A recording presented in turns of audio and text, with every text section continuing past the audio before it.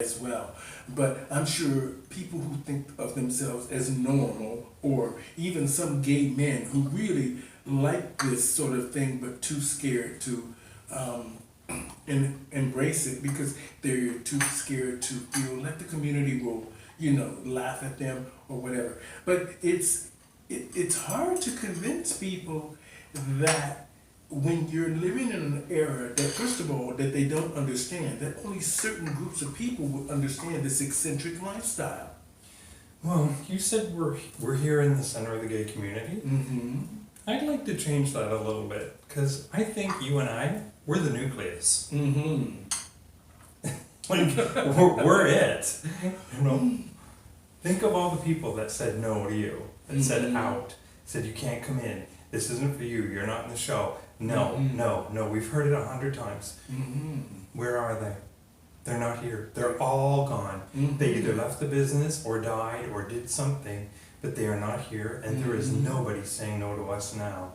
We are the nucleus of the gay community, and I know every year at Pride, I have a little spot I'm at.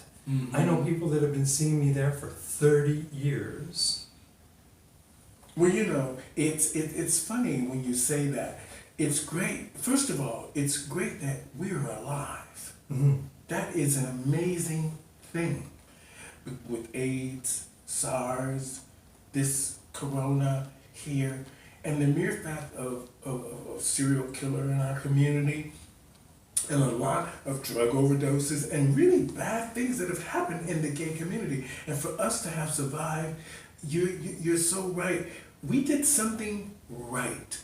But what I like about you is that maybe this is an outlet of some kind for you, which is a great thing. A hobby, or you're looking to, get work, or you're just being fabulous. This is not an outlet for me. This is me. Oh, It's more an outlet for you right now. You're coming through an experience right now and basking in it. I love watching that, but I love that you get it, and that we're alive. Maya Angelou again says, if you woke up this morning, you've already been paid. And I'm not sure the world gets that. I get that. I was very young. I heard Maya Angelou say it on an Oprah show, and I wrote it down. Because I did not understand it, and I thought someday I'll need to know this. So if you're watching this, write this down. If you woke up this morning, you have already been paid. That's true. And if you don't understand that today, write it down, put it somewhere. Eventually, you're going to look at that, and with a horror, you're going to cling to it. What do you think? What do men think? I mean, I'm not trying to get too personal, but if you were having a boyfriend over or a hookup over, and they come here, what do they think? First of all, I have a lot of hookups. Okay. That's my lifestyle. I'm one of the old ones. I'm not the marrying kind of any sort. And I love taking lovers. I think I'm hoping that the goods I'm selling underneath here distract enough from this. But I have had actually a couple from Peterborough come in to buy a piece of furniture off me, because for a while I would trade up and sell the old stuff to buy something better.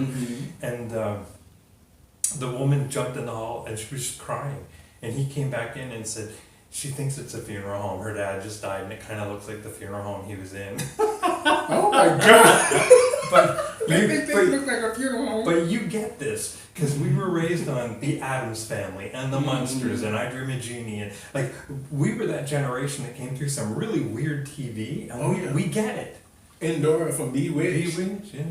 All these period pieces. This is so amazing. I'm glad I got to experience this. I mean, I always wanted, when I go to Vegas, to go to Liberace's museum so I can see how Lee. how I got stories. I got stories. Now, here's what I want you to do with this when you leave here.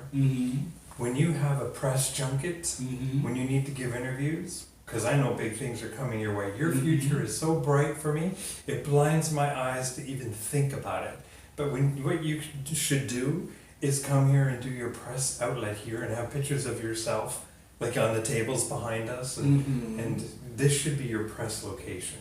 Oh, that's a good idea. Yeah. Because this is amazing. If you guys could actually see this room, it's fantastic. It's a boudoir in my mind. A boudoir. This is fantastic. And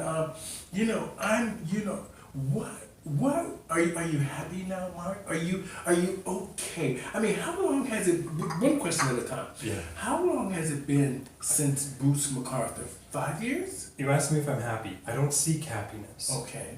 I seek peace of mind. Okay. I have peace of mind right now because my only job in this universe is to be right here with you. Okay. If they gave me an Oscar yesterday or they're going to cut my head off tomorrow, neither matter. My only job is to be in this moment with you. Okay. So I have peace of mind. So that's checked for me. Okay. My encounter with the killer, Mm-hmm. I don't like to say his name. I just don't want to, his name gets too much already. Okay. You know, I'm a footnote in his story right now, but I promise you before I die, my Wikipedia page, he is going to be a footnote in mine. I am not going to remain a footnote in his. Well, I'm just blessed that when we were talking about the story, she says, well, we're not focusing on the Bruce MacArthur story or theories and anything that happened. We want to focus on his survival. So are you in a good place now? Well, we have to touch on the story a little bit in order for me to lay it out. But in 2001, on Halloween Day, So it's been how many years since this? 20 years this year. Since he attacked you? Yes. Okay. And my friend and I had founded the Halloween on Church Street festival. It's the largest Halloween party in North America, beating Mexico, which I'm so proud of. So it's about 100,000, and it's an odd mix of the gay community, Asian community, and Middle Eastern communities. And I don't know what is in the Middle Eastern and Asian community that brings it out, but those are three cultures that meet on that night that don't meet any other time of the year in the way that they do. So I'm very proud of that. So my attack happened on Halloween Day at noon. He got in front of the story by running over and pleading guilty when I fought back. And I want you to know from me to you, I fought back like a son of a bitch. He walked out of here hurt. I had a fractured skull and a broken arm, but he walked out of here hurt. That's who's in this chair. Wonderful. So yeah. So I don't want you to relive it. I'm trying to. yeah. But I do want you to understand that I understand. Yeah, I get that. So he got in front of the story, then he got off because he was in front of the story, and then nothing happened until 18 when he then got in front of the story again, but I had a gag order because it's a trial in Canada, and I couldn't come out. I was the only witness they had. And in the intervening years between 2001 and his arrest in 18, he never let up on me. Not for one day. So I would be performing. I did an awful lot of shows for Casey House. I raised $6.2 million for Casey House. And I would be on stage and I would see him in the audience. Now, let's take that with a grain of salt, because if you ask me when was the last time I saw him, I saw him 2 weeks ago on Yonge Street. But you and I both know he's in jail.